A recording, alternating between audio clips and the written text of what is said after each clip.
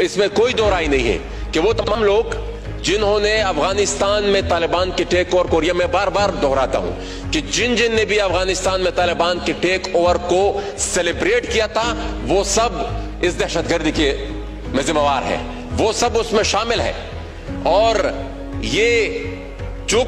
خون بھی آج بہ رہا ہے تو وہ سب لوگ جنہوں نے وہاں پر طالبان کو سپورٹ کیا تھا اور وہاں پر ان کے ٹیک اوور کو یہاں پر ان کا جشن منایا تھا، ان کے ہاتھ ان خون سے رنگے ہوئے ہیں۔ میں صرف آج کی بات پر جو یہاں پر پارلیمنٹیرین نے آپ کے سامنے رکھی اور انہوں نے بنا سوچے بنا سمجھے ایک ایسا جملہ کسا جس پر میں شدید احتجاج کرتا ہوں جناب اسپیکر، لیکن مجہول ایک بات کی گئی اور یہ بات کی گئی کہ افغانستان میں امارت اسلامی کا پرچم لہرانے کے بعد اور اشرف غنی جو امریکہ کا پٹھو حکمران تھا اس کے جانے پر جو یہاں افسوس کا اظہار کیا گیا اور امارت اسلامی کے حوالے سے کہا گیا کہ ان کے آ جانے کے بعد پاکستان میں جو کچھ ہو رہا ہے اس میں اس پر جشن منانے والوں پر بھی کہ جو امارت اسلامی کے آنے کے بعد جشن منا رہے تھے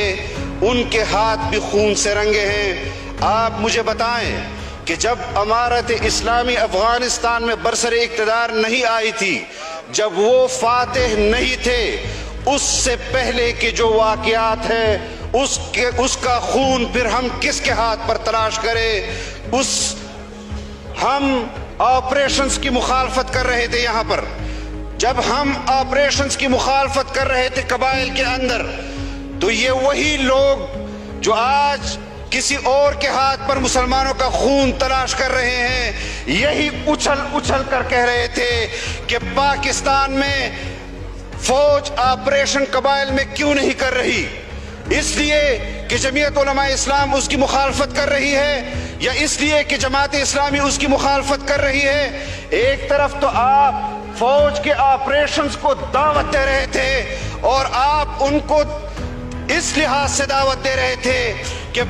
قبائل مذہب کی وجہ سے یا مذہبی لوگوں کی وجہ سے اس خلفشار کا شکار ہیں، اور پھر جب فوج نے وہاں پر آپریشن کیے اور تمہاری خواہش کے مطابق کیے تو تم نے اپنے پشتون حقوق کے حوالے سے تنظیم بنائی، پورے ملک کے اندر گالیاں دی اسی فوج کو جس فوج کو تم قبائل کے اندر آپریشن کی دعوت دے رہے تھے۔ یہ دو رنگی ہمیں قبول نہیں۔ ہم نے اگر اختلاف کیا ہے تو دلائل کی بنیاد پر کیا ہے۔ کس چیز کو دہشت گردی کہتے ہیں؟ یہ جو کچھ افغانستان کے اندر ہو رہا ہے، اگر ہم نے امارت اسلامی کی اس جدوجہد کو امریکہ کے خلاف آزادی کی جنگ قرار دیا تھا، جہاد قرار دیا تھا، تو ہم نے کشمیر کے اندر بھی کشمیریوں کی آزادی کی اس تحریک کو جنگ آزادی سے تعبیر کیا تھا، وہاں پر شہید ہونے والے مجاہدین کو تعبیر کیا تھا، اور آج آپ خلط ملط کر رہے ہیں۔ اس بات کو خلط ملط نہیں کرنے دیا جائے گا۔ جو